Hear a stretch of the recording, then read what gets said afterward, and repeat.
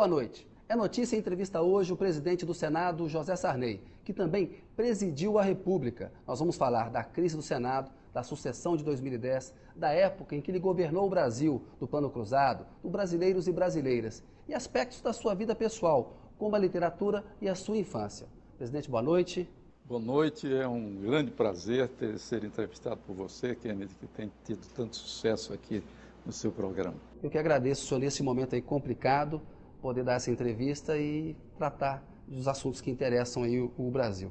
Senador, o senhor tem quase 80 anos, já foi presidente da República, ocupou diversos cargos, podia estar em casa escrevendo as suas memórias, tratando do seu novo livro. Eu soube que o senhor está aí rabiscando aí um projeto novo. O senhor podia estar mais dedicado à família, mas resolveu, em fevereiro passado, disputar a presidência do Senado. E desde então, a gente só ouve falar de ato secreto, nepotismo, há pedidos para o senhor se licenciar, renunciar. Valeu a pena, presidente? Olha, eu mesmo me questiono algumas vezes se eu realmente não teria outra solução de não ter aceito a presidência do Senado. Mas eu sempre fui presidente do Senado por convocação. Eu nunca fui por vontade minha mesmo. E dessa vez eu não resisti, porque eu procurei de toda maneira não ser candidato, mas o meu partido me veio com um argumento que eu não podia jamais negar. É que nós não podíamos entregar para um outro partido a presidência que era nossa por direito, por ser a maior bancada do Senado, e muitos dos nossos companheiros teriam que concorrer à reeleição no próximo ano. E eu não podia abandoná-los, deixando um cargo de presidente do Senado ser ocupado por adversários nossos. Presidente, os senadores Jarbas Vasconcelos e Pedro Simões estiveram nesse programa e reconheceram que a crise não é apenas do Sarney, é uma crise do Senado, estrutural, ela é maior. Mas eles dizem que o senhor personificaria a crise porque foi o senhor quem indicou o HCL Maia para a diretoria-geral em 1995, quando o senhor presidiu o Senado pela primeira vez. Como o senhor responde a essa crítica, presidente? Olha, primeiro que eu não ouvi nem do senador Jarbas Vasconcelos, nem do senador Simão, até recentemente, nenhuma crítica ao doutor HCL, como se ele fosse o demônio besta, la bête noire do Senado durante esse tempo todo. E eu escolhi o doutor HCL por uma indicação que foi feita por todos os senadores. A minha escolha primeira foi feita do Dilperrat, que foi ministro do Itamar Franco. Alexandre Dilperrat, que foi ministro do Itamar Franco e era funcionário do Senado. E eu escolhi para ser o diretor-geral, na minha primeira eleição para presidente do Senado, e ele, depois de 8 meses, ele resolveu, por motivos particulares, e eu insisti muito para que ele continuasse, para sair. E ele saiu. E foi feita, então, a indicação pela casa, vamos dizer assim, por quase todos os senadores, do doutor HCL, que eu não conhecia, que era diretor da gráfica, mas tido como o melhor funcionário da casa. Então, ele veio para a diretoria-geral por seus méritos que gozava na casa, e não por escolha pessoal minha. Agora, ao longo desses 15 anos e do período em que o senhor é senador, o senhor desenvolveu uma relação pessoal com o HCL Maia. Tanto que, recentemente, o senhor foi ao casamento da filha dele na condição de padrinho e no casamento tocou a trilha do Poderoso Chefão, que é um filme sobre a máfia. Para a opinião pública, um presidente do Senado que vai a um evento desse tipo, em que o personagem HCL é chamado de ladrão da tribuna do Senado pelo senador Arthur Virgílio, não passa uma imagem imprópria de proteção, de promiscuidade, presidente? Primeiro, eu, quando sou convidado para ser padrinho, eu não tenho acesso à lista de músicas que vão ser tocadas durante a cerimônia de casamento.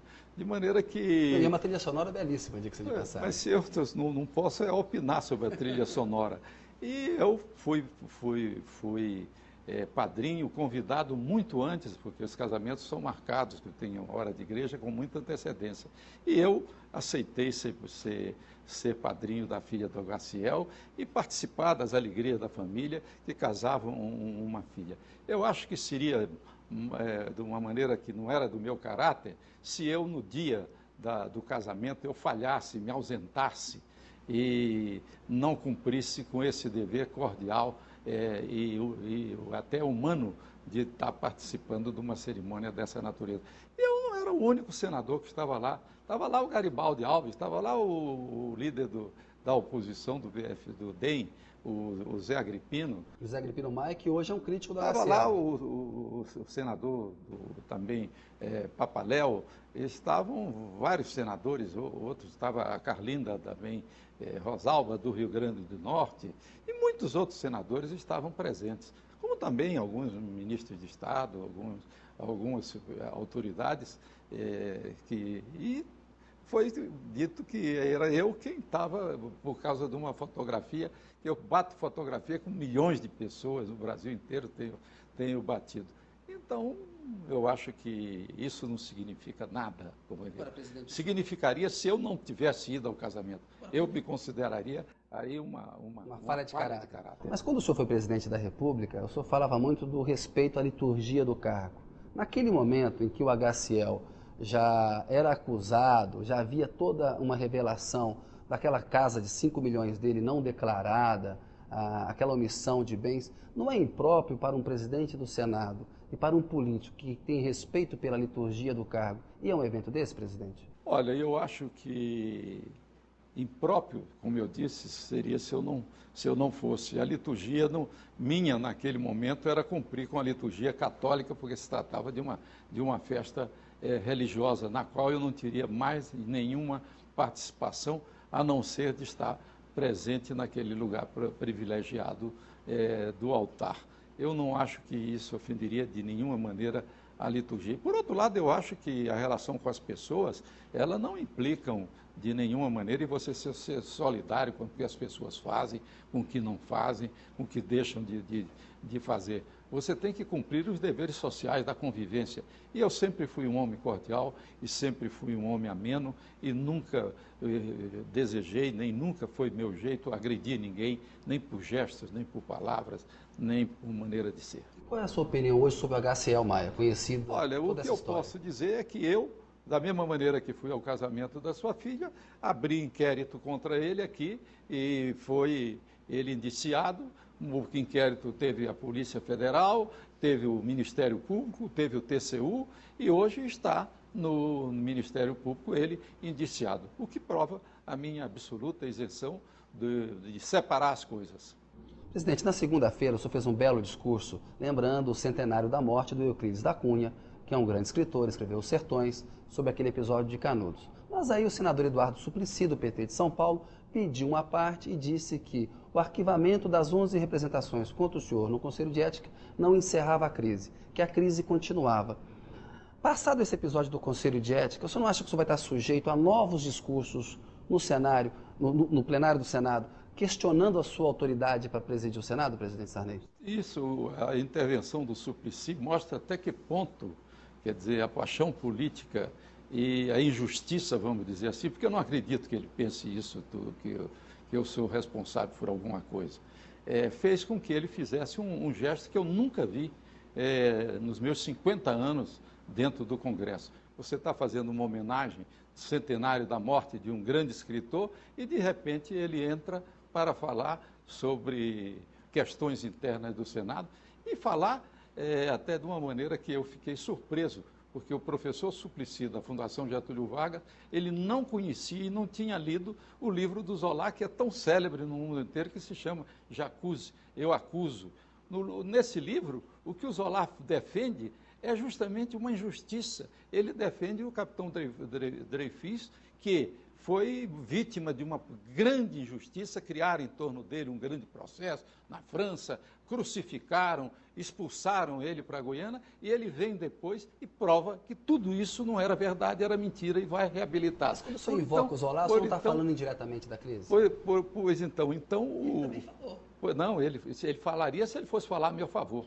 Então, aí sim, ele dizia, eu estou defendendo uma injustiça que tem. Quando ele falou, é porque ele não conhecia exatamente o livro. Por que não quis falar a favor do senhor? Eu acho que também eu estou sendo vítima de uma grande, monumental injustiça que será corrigida, não tenho dúvida disso, porque nenhuma injustiça ela sobrevive por muito tempo. Agora, presidente, o Suplicy disse que sofre muita pressão da opinião pública. E o Datafolha fez uma pesquisa recentemente, 74% dos entrevistados defendem que o senhor se afaste da presidência do Senado.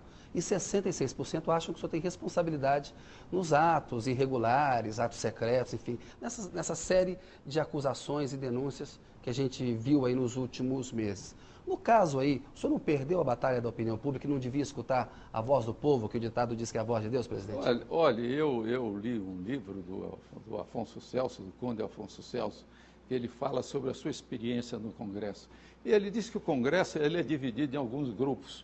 Uns vivem à custa da honra dos seus colegas. Eles só falam sobre o mal dos colegas, atacam os colegas e dizem os colegas. Outros vivem à custa da honra da casa. Essa casa não vale nada, essa casa está errada e tudo. E são esses grupos. O Suplicy pertence naturalmente a um grupo que ele sempre fala as mesmas coisas. Esses e-mails que ele recebe constantemente. Eu acho que ele não diminuiu nem aumentou os e-mails pela minha causa. Agora, quanto à pesquisa do Datafolha, eu quero lembrar a você que toda pesquisa, você é jornalista, sabe bem, um grande jornalista brasileiro, como a gente sabe ler as pesquisas. Nessa pesquisa, apenas 28%, parece, ou 32%, eu não tenho bem os números, eles tomaram conhecimento da crise. Se consideram bem informados se consideram bem informados sobre a crise. Logo aí você tem um número já que reduz de 100 para de um terço. Desse um terço, você reduz que eles dizem, uns são favoráveis à licença, outros são favoráveis à renúncia e você aí já divide. E somaram essas duas coisas como se fosse pela minha saída. Quando, na realidade, os que estão aqui, várias vezes eles dizem aqui, toda vez falam, somos uns pela licença, outros somos pela renúncia. Jamais falamos em afastar o Sarney dessa casa. Toda vez eles falam isso. O senhor disse que é vítima de um processo. Quando é injusto, quando o Conselho de Ética... De maneira que esses 74%, você sabe que eles não são 74%. Mas aí são dos entrevistados, né? Dos entrevistados, então já tem de um terço, 74 de um terço.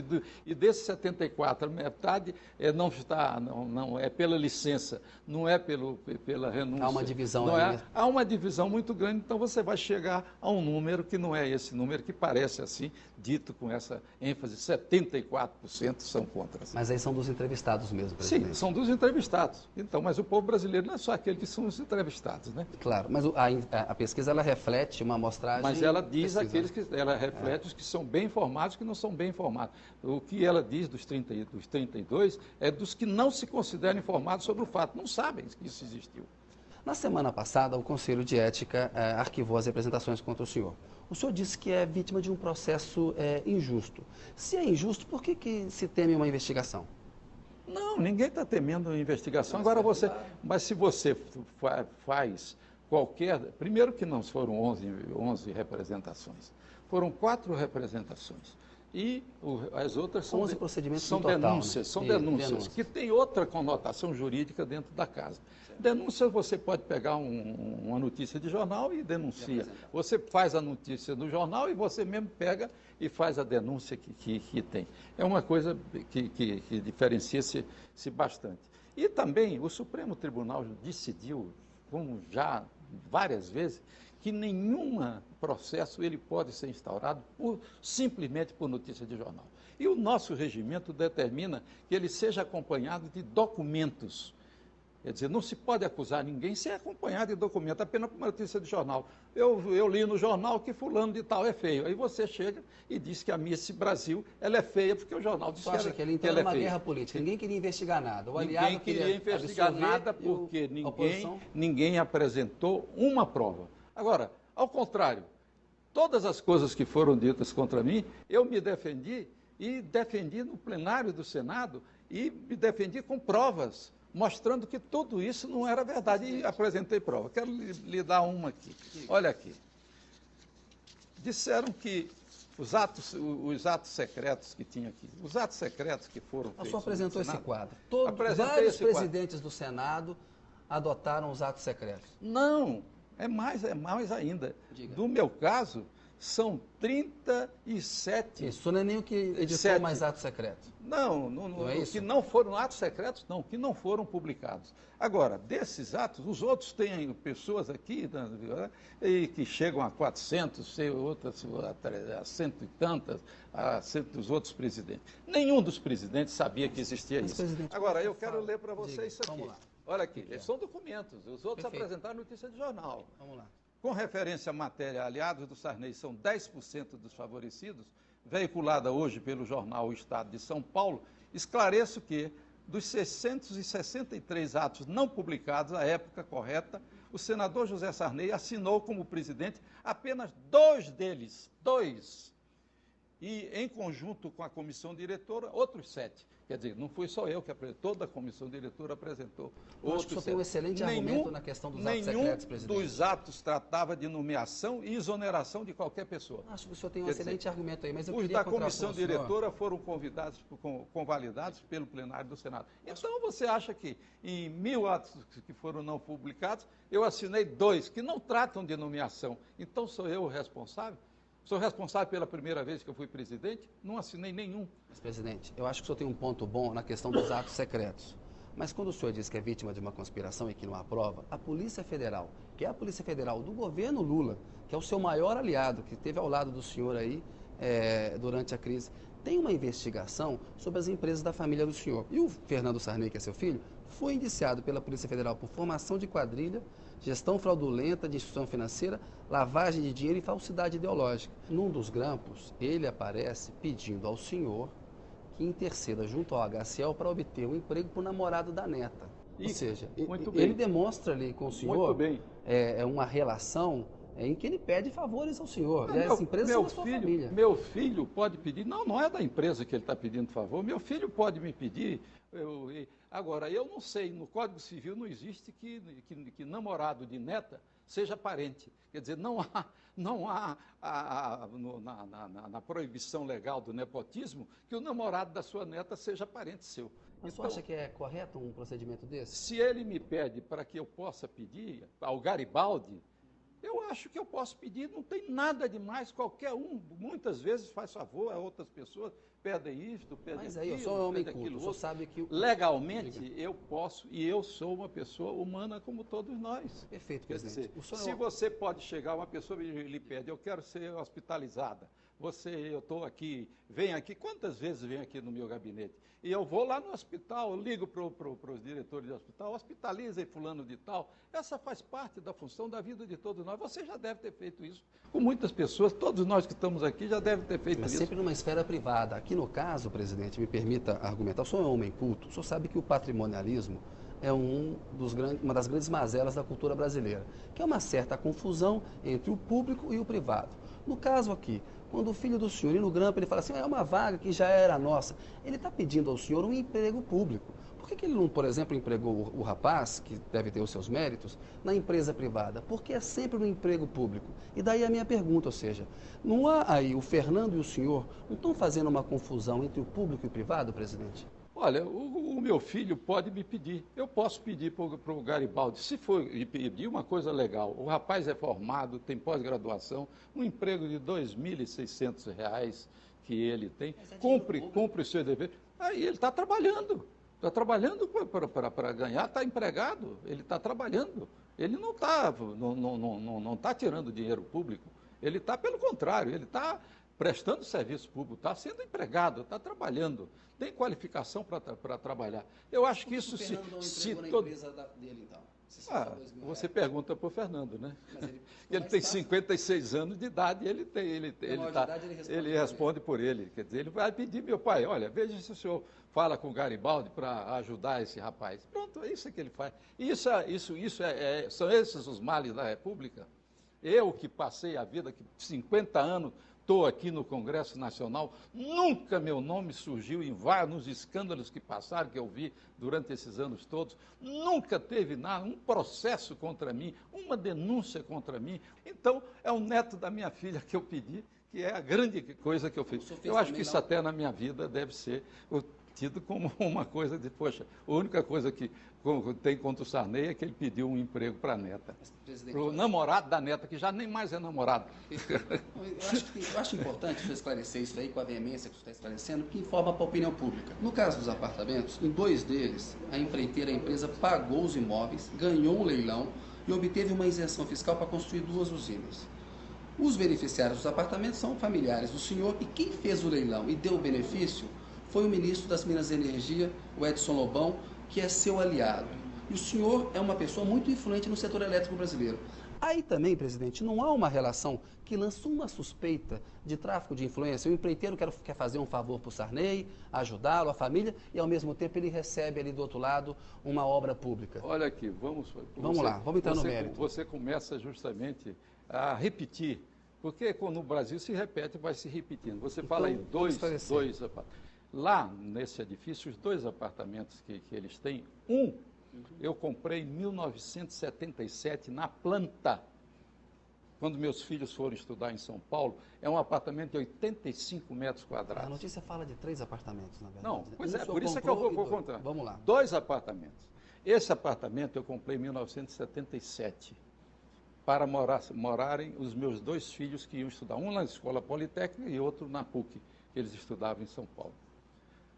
Esse apartamento, 77, depois, há uns 10 anos, o Fernando formou-se, foi trabalhar em São Paulo, eu dei para o Fernando o apartamento. É um apartamento de quarto e 2 quartos legítimo, e uma salinha. Agora, chegou a vez dos meus netos, que já estão homens, estão estudando, filhos do Zequinha, foram estudar em São Paulo, meu outro filho. E o Zequinha compra um apartamento lá, no mesmo edifício, do senhor Rogério, e esse apartamento está pagando, declarando no imposto de renda que está pagando, e os filhos deles moram lá. O terceiro apartamento, não sei como surgiu, porque dizem que esse terceiro apartamento também faz parte, mas tem o dono mora lá, o dono tem sua residência lá e passa lá. Então, esse apartamento terceiro... Não é usado pela sua família nem pelo senhor. Nem foi usado, não tem nada, é do dono dele, etc. E tal. Então, já botaram 3, quando os 2 apartamentos estão no imposto de renda do menino. O que é que tem isso com o Senado? Nada. Que aí é uma invasão da sua esfera privada. Não, eu digo o que é que tem isso com a crise do Senado. Então, nós vemos perfeitamente que daí nós vamos ver uma escalazinha. Primeiro, era a crise do Senado, depois era o do Zé Sarney, depois é o que os filhos do Sarney. Então, você vê que ninguém está interessado pela crise do Senado. E vou lhe dizer mais por quê. Porque eu, quando fui eleito agora pela 3ª vez, as 2 outras administrações minhas foram tidas pelas melhores administrações da casa. Não estou dizendo isso por mim. Foi dito por todos esses partidos, homenageado por todos eles. Nenhum deles fazer. Quando eu assumi essa 3ª vez, a primeira coisa que eu fiz foi chamar a Fundação Getúlio Vargas para fazer uma reforma administrativa do Senado. A Fundação Getúlio Vargas abriu uma audiência... Está respondendo à crise. Uma audiência para que durante 30 dias recebessem soluções, pedidos dos senadores e de tudo. Sabe quantas sugestões nós recebemos? Quantas? Uma sugestão. Então, se estavam todos interessados em reformar o Senado e melhorar o Senado, nenhum apresentou nenhuma. Há uma acusação grave do senador Arthur Virgílio, que eu acho que é importante para você esclarecer, que é o seguinte: ele, no discurso da tribuna, disse que o senhor e o pai dele começaram juntos na política. E afirma que o senhor é um homem de posses e que o pai dele morreu pobre. Há uma clara insinuação dele de que a fortuna do senhor foi obtida de modo ilícito, de que o senhor enriqueceu na política e que sempre usou cargos públicos para enriquecer. Como que o senhor responde a essa crítica? Primeiro, esse critério de enriquecer, eu não sei como é que tomaram, porque eu não me considero um homem de grandes riquezas. Não, a ilha da minha mulher está há 90 anos que está na família da minha mulher. Então eu tenho a ilha que não pertence a mim mais, não, pertence aos herdeiros da minha mulher. Eu sou um homem de posse. Há 50 anos eu fundei um jornal no Maranhão teve êxito? Teve, porque eu naturalmente teve competência para fundar. Quando veio a televisão, foi implantada, eu também entrei, como todos os empresários de imprensa que tiveram, também na área de televisão. Quer dizer, eu nunca tive dinheiro, nunca fui acusado de que eu fui enriquecido por dinheiro público. E nunca, uma acusação minha, você sabe, pode dizer agora, os telespectadores que estão aqui, qual foi a acusação minha ao longo da minha vida, de 50 anos de vida pública, que tivesse qualquer ato dessa natureza com dinheiro público. Eu não tenho conhecimento. Então, o Arthur Vigílio o Arthur Vigílio disse que o pai dele morreu pobre, que eu tenho, mas eu não sei porque ele morreu pobre, se ele morreu pobre, eu não sei também o que ele está comparando comigo. Essa é uma dedução dele. Né? Presidente, com licença um minutinho. É Notícia volta já já com José Sarney.